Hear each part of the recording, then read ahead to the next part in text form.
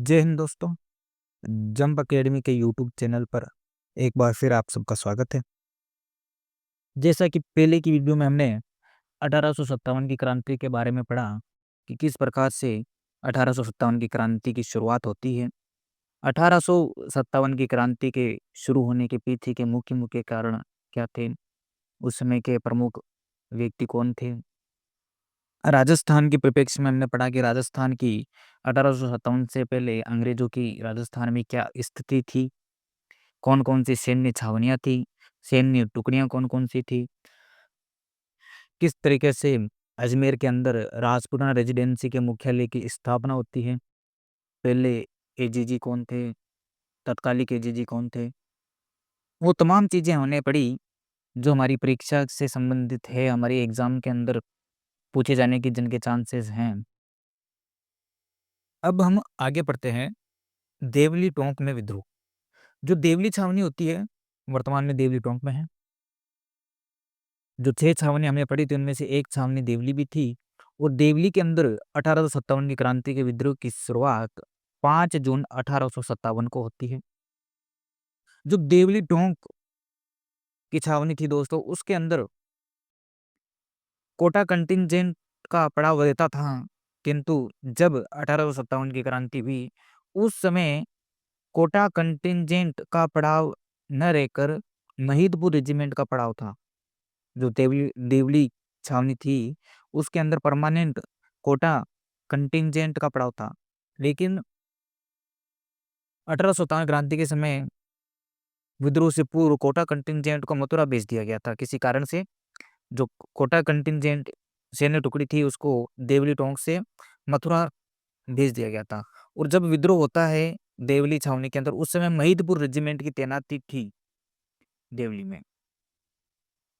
तो जो देवली टोंक के अंदर भी विद्रोह होता है महिदपुर रेजिमेंट के द्वारा, और जो सैनिक मथुरा भेजे गए थे देवली के, वो लोग मथुरा में ही विद्रोह कर देते हैं। पूछा जा सकता है किस छावनी के विद्रोह के द्वारा मथुरा से क्रांति की शुरुआत की गई, तो आपका सही जवाब होगा देवली छावनी के सैनिकों के द्वारा। बाद में क्या होता है कि हमने पढ़ा था कि नीमच छावनी के जो विद्रोही होते हैं वो दिल्ली जाने से पहले एक रूट अपनाते हैं, वो टोंक से भी गुजरते हैं। तो जो देवली छावनी के विद्रोही होते हैं वो नीमच छावनी के विद्रोहियों का साथ देते हैं और देवली छावनी के विद्रोहियों को विशेषतः साथ मिलता है टोंक की राजकीय सेना का। जो टोंक की राजकीय सेना होती है उसके सेनापति होते हैं नवाब के मामा मीर आलम खान। 1857 की क्रांति के समय तत्कालिक टोंक के नवाब थे वजीर अली। नाम याद रखें, वजीर अली। और वजीर अली के मामा होते हैं मीर आलम खान जो कि टोंक की राजकीय सेना के प्रमुख थे। जो टोंक की राजकीय सेना होती है वो वजीर अली के खिलाफ विद्रोह कर देती है और उस विद्रोह का नेतृत्व करते हैं मीर आलम खान और ये सहयोग लेते हैं देवली छावनी के विद्रोहियों का। एक बार फिर से पढ़ें इस चीज को, समझना जरूरी है। कॉन्सेप्ट हमारा क्लियर होना चाहिए। कॉन्सेप्ट हमारा क्लियर होगा तो तथ्य भी, जो फैक्ट्स हैं वो भी हमें याद हो जाएंगे। देवली छावनी, देवली छावनी जो टोंक के अंदर थी, हमेशा के लिए पड़ाव रहता था कोटा कंटिंजेंट का, लेकिन उसमें कोटा कंटिंजेंट को तैनात कर दिया गया था मथुरा के अंदर। और जो पड़ाव था क्रांति के समय को देवली छावनी के अंदर, वो रेजिमेंट थी महिदपुर रेजिडेंट। ठीक है, इससे संबंधित प्रश्न किस प्रकार से बने एक बार समझें कि देवली छावनी में कौन सी सैन्य टुकड़ी की तैनाती रहती थी तो कोटा कंटिंजेंट। दूसरे तरीके से प्रश्न पूछा जा सकता है कि विद्रोह के समय देवली छावनी में कौन सी रेजिमेंट की तैनाती थी, तो महिदपुर रेजिमेंट। ठीक है, अब तीसरा क्वेश्चन जो बनता है इस फैक्ट से वो कि कौन सी छावनी के विद्रोहियों ने मथुरा में विद्रोह किया, तो देवली छावनी।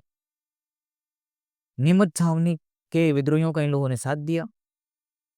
बाद में राजकीय सेना, टोंक की राजकीय सेना का भी सहयोग मिला और इन्होंने मिलकर टोंक के तत्कालीन नवाब वजीर अली के खिलाफ टोंक की राजकीय सेना के द्वारा विद्रोह किया जाता है और इस विद्रोह का नेतृत्व करते हैं वजीर अली के मामा और राजकीय सेना के सेनापति मीर आलम खान। ये जो विद्रोह होता है देवली के अंदर, ये जो घटनाक्रम होता है उसके ऊपर एक नाटक है, आजमाइश। नाटक का नाम क्या है? आजमाइश। लेखक है मोहम्मद मुजीब। नाटक के लेखक है मोहम्मद मुजीब।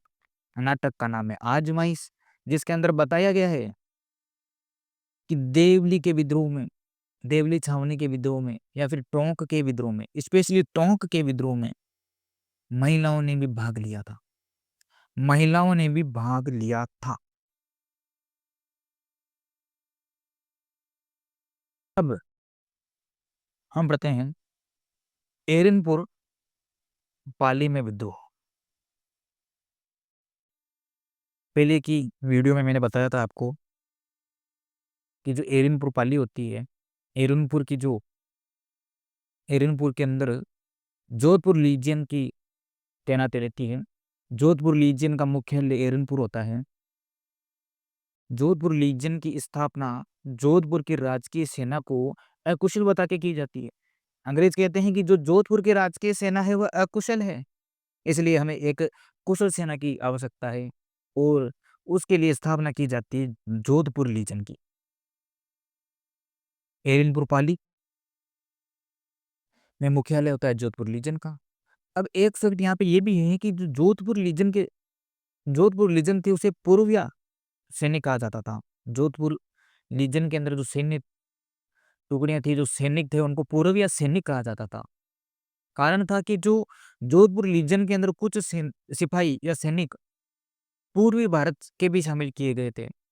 पूर्वी भारत के सिपाहियों को जोधपुर लीजन के अंदर भर्ती किए जाने के कारण जोधपुर लीजन के सैनिकों को पूर्व या सैनिकों के नाम से जाना जाता था। जो एरनपुर के जो सैनिक होते हैं, जोधपुर लीजन के जो सैनिक होते हैं, वो विद्रोह की शुरुआत करते हैं रोबा में। जोधपुर लीजन के कुछ सैनिक सिरोही के रोबा के अंदर भेजे जाते हैं। वहां पे कोई विद्रोह होता है, छोटा मोटा विद्रोह होता है वहां पे, उसको दबाने के लिए जोधपुर लीजन के सैनिकों को रोबा के अंदर भेजा जाता है, जो कि सिरोही में पड़ता है। वो लोग रोबा के अंदर विद्रोह को दबाने के लिए जाते हैं और रोबा में ही उनको पता चलता है कि 1857 की क्रांति की शुरुआत हो गई है। तो वो लोग वहीं रोबा में ही विद्रोह की शुरुआत कर देते हैं। और जब इस घटना का पता सिरोही के पीए जेडी होल को पता चलता है, तो जेडी होल वहां से 9-2-11 होके भाग निकलता है कि नहीं? जेडी होल कहता है कि जान है तो जहान है, जान है तो जहान है, और भाग जाता है सिरोही छोड़ के। बाद में ये सैनिक वापस एरिनपुर आते हैं और एरिनपुर के अंदर विद्रोह की शुरुआत करते हैं और एक नारा देते हैं। यह नारा इतिहास के अंदर बहुत प्रसिद्ध है और एग्जाम के अंदर कई कई बार पूछा गया है कि चलो दिल्ली मारो फिरंगी। नारा था चलो दिल्ली मारो फिरंगी। एरिनपुर के विद्रोहियों के द्वारा नारा दिया जाता है चलो दिल्ली मारो फिरंगी। प्रश्न पूछा जा सकता है, बहुत बार पूछा गया है, रट लें, एक एक चीज रट लें जो मैंने आपको बता दी है मेरे वीडियो के माध्यम से। ये जो चीजें मैं फैक्ट्स लेके आया हूँ आप लोगों के लिए, एक एक चीज इंपॉर्टेंट है। फिर से देखें, सैन्य टुकड़ी की तैनाती रहती थी जोधपुर लीजन, पूर्विया सैनिक कहा जाता था। शुरुआत हुई रोबा से, सिरोही के अंदर था रोबा और सिरोही के जो पीए थे वो थे जेडी होल, छोड़ के भाग जाते हैं सिरोही को। सिपाही वापस एरिनपुर आते हैं, एरिनपुर में विद्रोह होता है और नारा देते हैं चलो दिल्ली मारो फिरंगी। उस विद्रोह के प्रमुख जो सैनिक रहते हैं उनके नाम होते हैं शीतल प्रसाद, तिलक राम, मोती खान। शीतल प्रसाद, तिलक राम और मोती खान। अब ये लोग भी दिल्ली की ओर कूच कर जाते हैं। क्यों? एक ही कारण, 1857 की क्रांति का केंद्र दिल्ली था दोस्तों। तो ये लोग भी दिल्ली की ओर कूच कर जाते हैं। जो ये पूर्वीय सैनिक होते हैं, जो पूर्वी भारत के जो सिपाही होते हैं, ये लोग दिल्ली की ओर कूच कर जाते हैं। साथ में जो राजस्थान के लोकल सिपाही भी होते हैं वो भी उनके साथ ही होते हैं। लेकिन बाद में इनकी मुलाकात होती है आउवा के ठाकुर कुशाल सिंह चापाउत से। कुशाल सिंह चापावत और हिरनपुर छावनी के विद्रोही मिलकर अंग्रेजों के खिलाफ बिथोड़ा का युद्ध लड़ते हैं। बिथोड़ा का युद्ध लड़ने के बाद जो पूर्वीय सैनिक होते हैं वो दिल्ली चले जाते हैं और जो राजस्थान के सैनिक जोधपुर लीजन में भर्ती किए गए थे वो सहयोगी बनकर कुशाल सिंह चापावत के सहयोगी बनकर वहीं रुकते हैं और अंग्रेजों के मध्य और कुशाल सिंह चापावत के मध्य एक लंबा संघर्ष होता है। उस संघर्ष की शुरुआत अब यहाँ से हम पढ़ते हैं कि किस प्रकार से संघर्ष की शुरुआत होती है, किस प्रकार से कुशाल सिंह चापावत का सहयोग मिलता है हिरनपुर के विद्रोहियों को। दिल्ली जाते समय क्रांतिकारियों की भेंट आउवा के ठाकुर कुशाल सिंह चापावत से हुई। अब हम पढ़ते हैं कुशाल सिंह चापावत। कुशाल सिंह चापावत विद्रोह करते हैं। विद्रोह के कारण मारवाड़ के शासक तख्त सिंह द्वारा बिथोड़ा का सामंत कुशाल सिंह की जगह कानजी को बनाया जाना। होता क्या दोस्तों, एक ठिकाना होता है जिसका नाम था बिथोड़ा। अभी हम पढ़ेंगे बिथोड़ा का युद्ध। जो बिथोड़ा का ठिकाना था, कुशाल सिंह चापावत कहते हैं कि इसका सामंत मुझे बनाया जाए, लेकिन तत्कालिक मारवाड़ के शासक तख्त सिंह कुशाल सिंह चापावत को नजरअंदाज करके कानजी नाम के व्यक्ति को बिथोड़ा का सामंत बना देते हैं, जिससे कुशाल सिंह चापावत नाराज हो जाते हैं जोधपुर महाराजा से और हत्या कर देते हैं कानजी की। कुशाल सिंह द्वारा कानजी की हत्या कर दी जाती है और एक विद्रोह उत्पन्न हो जाता है इनके मध्य और बाद में कुशाल सिंह चापावत हिरनपुर छावनी के विद्रोहियों के साथ हो जाते हैं और लंबा संघर्ष लड़ते हैं। तो ये तो था हिरनपुर पाली, ठीक है। अब हम पढ़ते हैं कि आउवा के ठाकुर कुशाल सिंह चापावत और अंग्रेजों के मध्य संघर्ष। तो कुशाल सिंह चापावत ठिकानादार थे आउवा के। जो प्रथम युद्ध होता है कुशाल सिंह चापावत और अंग्रेजों के मध्य वो था बिथोड़ा पाली का युद्ध। बिथोड़ा पाली का युद्ध, टोटल 3 युद्ध होते हैं अंग्रेजों के मध्य और कुशाल सिंह चापावत के मध्य। पहले जो 2 युद्ध होते हैं बिथोड़ा का और चेलावास का, उसके अंदर कुशाल सिंह चापावत विजयी रहते हैं। तीसरे युद्ध के अंदर जब अंग्रेज बहुत बड़ी संख्या के साथ आउवा पर हमला करने आते हैं तो उनके सलाहकार कहते हैं कि आप यहाँ से चले जाइए, हम स्थिति को संभाल लेंगे। कुशाल सिंह चापावत आउवा से निकलते हैं और कुशाल सिंह के भाई पृथ्वी सिंह चंपावत युद्ध को लीड करते हैं।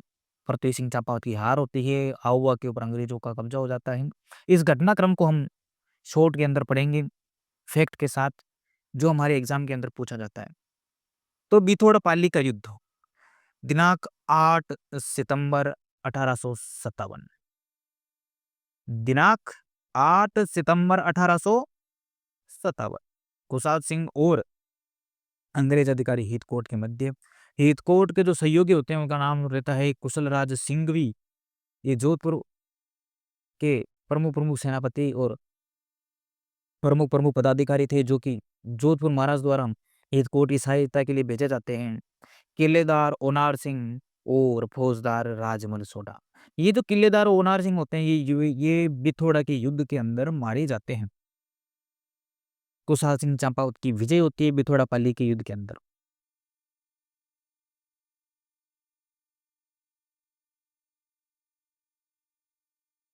बिथोड़ा पाली के युद्ध के बाद में जो दूसरा युद्ध लड़ा जाता है उस युद्ध का नाम था चेलावास का युद्ध। इतिहास के अंदर इस चेलावास के युद्ध को काले और गोरे के युद्ध के नाम से भी जाना जाता है, क्योंकि एक तरफ से भारतीय और दूसरी तरफ से अंग्रेजों के मध्य ये युद्ध हुआ था। तो भारतीय लोगों को काले और अंग्रेजों को गोरों के नाम से कहकर इस युद्ध को काले गोरों के युद्ध के नाम से भी इतिहास के अंदर जाना जाता है। और परीक्षा में पूछा जाता है कि किस युद्ध को काले गोरों के युद्ध के नाम से जाना जाता है, तो आपका जवाब होगा चेलावास के युद्ध को। दिनांक 18 सितंबर 1857। अभी हमने पहले पढ़ा बिथोड़ा का युद्ध 8 सितंबर 1857। 10 दिन बाद में फिर ये युद्ध लड़ते हैं 18 सितंबर 1857 और इस युद्ध में भी कुशाल सिंह चापावत विजयी रहते हैं। जो मोरल था ना उस समय उन लोगों का, कुशाल सिंह चापावत और उनके सैनिकों का, वो बहुत हाई था। भिड़ गए थे अंग्रेजों से बुरी तरीके से, मार काट मचा दी थी। अंग्रेज कांप गए थे दोस्तों और भागे थे युद्ध का मैदान छोड़ के। कुशाल सिंह चापावत, वो इस बार जो चिलावास के युद्ध को लीड करते हैं अंग्रेजों की ओर से, वो थे तत्कालिक एजीजे पैट्रिक लॉरेंस, और पैट्रिक लॉरेंस का साथ देने के लिए आते हैं मेक मिशन। जो प्रमुख प्रमुख पदाधिकारी हैं अंग्रेजों की तरफ से, दोनों ही अंग्रेज हैं, पैट्रिक लॉरेंस और पीए मेक मेसन। जो पीए मेक मेसन होते हैं ना दोस्तों, ये जोधपुर के पीए थे, और जो पीए मेक मेसन होते हैं इनकी हत्या कर दी जाती है, युद्ध के अंदर ये मारे जाते हैं, और विद्रोही यही नहीं रुकते, मेक मेसन की गर्दन को काट कर आओवा के किले के दरवाजे पर लटकाई जाती है। एक तरफ थे कुशाल सिंह चापावत, दूसरी तरफ थे एजीजे पैट्रिक लॉरेंस। एजीजे पैट्रिक लॉरेंस के सहयोग थे मेक मेसन। कुशाल सिंह चापावत जीतते हैं, पैट्रिक लॉरेंस की हार होती है, मेक मेसन की गर्दन को आउवा के किले पर लटका दी जाती है। चेलावास के युद्ध को काले घोड़े के युद्ध के नाम से जाना जाता है। और बाद में जब पहले तो बिथोड़ा का युद्ध हारते हैं अंग्रेज, उसके बाद 10 दिन बाद में फिर चेलावास का युद्ध हार जाते हैं, तो भारत के तत्कालीन गवर्नर जनरल इन दोनों ही हार का दोषी राजस्थान के एजीजी को ठहराते हैं और कहते हैं कि ये जल्दबाजी का परिणाम था। चेलावास और बिथोड़ा के युद्ध की हार अंग्रेजों की जल्दबाजी का परिणाम था, यानी कि राजस्थान के एजीजी पैट्रिक लॉरेंस की जल्दबाजी का परिणाम था। अब आता है तीसरा युद्ध, आउवा का युद्ध। इस युद्ध के अंदर परिस्थितियां बदल जाती है। जैसा कि आपने पहले पढ़ा कि पहला युद्ध होता है 10 सितंबर, 8 सितंबर, दूसरा युद्ध होता है 18 सितंबर, 10 दिन बाद में। अब की बार जो तीसरा युद्ध लड़ा जा रहा है वो 20 जनवरी 1858। 3-4 महीनों का गैप लेते हैं अंग्रेज, अपनी स्थिति को मजबूत करते हैं, सेना बुलाई जाती है बाहर से, कहा जाता है कि आउवा के ठिकानेदार कुशाल सिंह चापावत को हराना है, बहुत नाक में दम मचा रखा है। इसलिए इस बार अंग्रेजों की ओर से जो युद्ध लड़ने के लिए आते हैं वो होते हैं ब्रिगेडियर होम्स, जिनको बॉम्बे से बुलाया जाता है।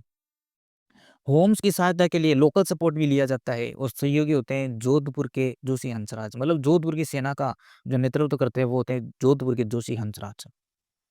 इस बार कुशल सिंह चापावत आउवा छोड़ के भागते हैं, और आउवा की जिम्मेदारी अपने छोटे भाई पृथ्वी सिंह, जो कि लामिया के सामंत होते हैं, उनको सौंपते हैं। दुर्भाग्य से पृथ्वी सिंह की हार होती है, और जो आउवा के किले के अंदर सुगाली माता का मंदिर था, जो कि कुलदेवी थी कुशाल सिंह चापावत की, होम्स सुगाली माता की मूर्ति को वहां से मंदिर से उठाता है, पहले आबू ले जाता है और बाद में अजमेर ले जाता है। और वर्तमान में ये जो मूर्ति थी दोस्तों, मुझे जो मूर्ति है वर्तमान में जो अजमेर के राजकीय संग्रहालय में रखी हुई है। बाद में इसकी प्रतिमा प्रतिलिपि के तौर पर एक दूसरी डुप्लीकेट मूर्ति बनाकर वापस आउवा के किला में भी स्थापित की गई है। तो हमें ये याद रखना है, सुगाली माता किसकी कुलदेवी थी? कुशाल सिंह चांपावत की। सुगाली माता का मंदिर कहाँ पे है? आउवा के किले में। अब हम पढ़ते हैं सुगाली माता के बारे में। एग्जाम के हमारे एग्जाम के दृष्टि से ये सुगाली माता बहुत इंपॉर्टेंट है। कई बार पूछा गया है इसके बारे में कि मूर्ति का कलर क्या है, किस प्रकार की मूर्ति है, कौन सी कितने सिर हैं, कितने हाथ हैं। तो ये कुछ फैक्ट्स हैं जो हमें याद ही रखने हैं। सुगाली माता का मंदिर आउवा में, कुशाल सिंह चापावत की कुलदेवी, काले संगमरमर की मूर्ति है। 10 सिर, कितने सिर? 10 सिर और 54 हाथ वाली देवी। 10 सिर और 54 हाथ वाली देवी, और 1857 की क्रांति की देवी।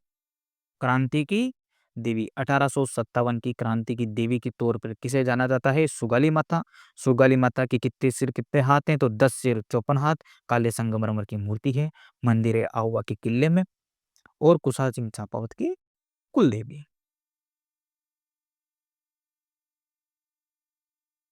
मोटा मोटा हमने पढ़ लिया है एरनपुर का विद्रोह और कुशाल सिंह चापावत के बारे में। अब एक दो फैक्ट हैं जो एग्जाम में पूछे गए हैं और इम्पोर्टेंट भी हैं, इन्हें हमें सीधा सीधा याद करना है। होता क्या है, जब कुशाल सिंह चंपावत भागते हैं आउवा से निकलकर, तो वो शरण लेते हैं सुलंबर के ठिकानेदार केसरी सिंह जी और कोठारिया के जागीरदार जोध सिंह जी के यहाँ पे। एग्जाम में पूछा गया है कई बार कि जब आउवा के कुशाल सिंह ने किसके पास शरण दी थी, तो ऑप्शन हो सकता है सुलंबर के ठिकानेदार केसरी सिंह, ऑप्शन हो सकता है कोठारिया के जागीरदार जोध सिंह। तो जो अगर दोनों है तो आपको युग्म बना के दिए जाएंगे A B B C C D इस प्रकार से। जिस युग्म में ये दोनों नाम हो उसको सही कर देना। अगर इन दोनों में से एक नाम है तो जो नाम है वो सही होगा। ठीक है, तो इस नोट को अच्छे से याद कर लें कि कुशाल सिंह ने भागकर सलुम्बर के ठिकानेदार केसरी सिंह जी और कोठारिया के जागीरदार जोध सिंह के यहाँ शरण ली थी। बाद के अंदर कुशाल सिंह चपावत आत्मसमर्पण कर देते हैं नीमच के अंदर।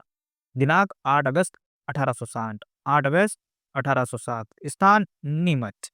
नीमच के अंदर ये आत्मसमर्पण कर देते हैं। कुशाल सिंह चंपावत पर जांच के लिए एक आयोग गठन किया जाता है, जिस आयोग का नाम था टेलर आयोग। क्या नाम है दोस्तों?